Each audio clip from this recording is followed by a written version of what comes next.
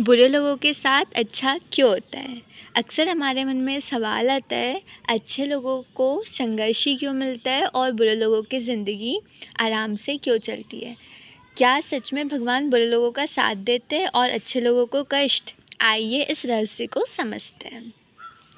कितनी बार आपने देखा होगा कि ईमानदार व्यक्ति मेहनत करता है फिर भी कठिनाई झेलता है, वही छल कपट करने वाला, झूठ बोलने वाला या दूसरों का हक मारने वाला व्यक्ति सुख सुविधा में जी रहा होता है। ऐसे में मन में एक ही प्रश्न उठता है, क्यों? भगवद गीता में हमें सिखाती है कि जीवन केवल आज की कहानी नहीं, हमारा वर्तमान हमारे पिछले कर्म का फल है।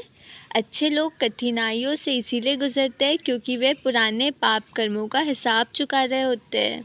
जैसे बैंक का कर्ज चुकाकर इंसान मुक्त होता है, वैसे ही अच्छे लोग अपने दुख सहकर कर्म बंधन से मुक्त होते हैं। दूसरी ओर बुरे लोग आज सुख भोग रहे हैं क्योंकि वे अपने पिछले कर्म का ब्याज चुका रहे हैं, लेकिन जब ये खाता खत्म हो जाता है तब उनके लिए भी कष्ट अनिवार्य होता है।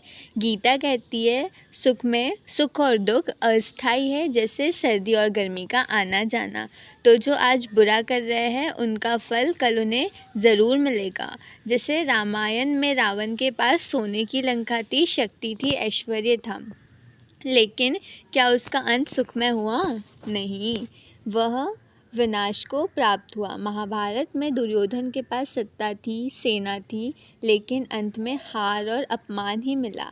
इसका अर्थ है कि बुराई को भले ही कुछ समय तक सुख मिले, लेकिन उसका परिणाम हमेशा दुखी होता है। वही अच्छे लोगों की पीड़ा अस्थायी होती है और अतः उन्हें विजय और शांति की प्राप्ति होती है।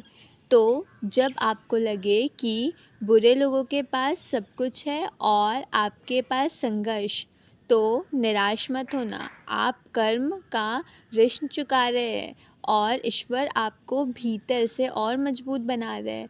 बुरे लोगों की खुशियाँ केवल दिखावटी और अस्थायी है, जबकि अच्छे लोगों का सुख स्थायी और गहरा है। याद रखिए, बुराई का उत्थान केवल उसके पतन का संकेत है और अच्छाई चाहे संघर्ष से गुजरे, अंत में वही अमर होती है। अगर आपको ये संदेश अच्छा लगा तो प्लीज़ आपके फ्रेंड्स के साथ शेयर करिए और लाइक और सब्सक्राइब करना मत भूलना।